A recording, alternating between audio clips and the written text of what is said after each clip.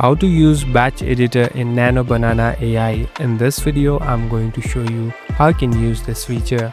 First of all, go to the website name Nanobanana.ai. So this interface will pop up.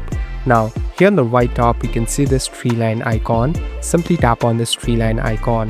Here, simply tap on toolbox. So here you'll be able to find different tools and options with which you can edit a image. Here on the top, you can see batch editor.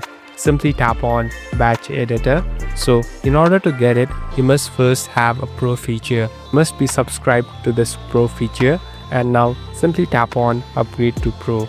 Here you must add your credit or debit card and easily purchase it in order to use this tool in Nanobanana.Ai. Thank you for watching this video. I hope this video will help you.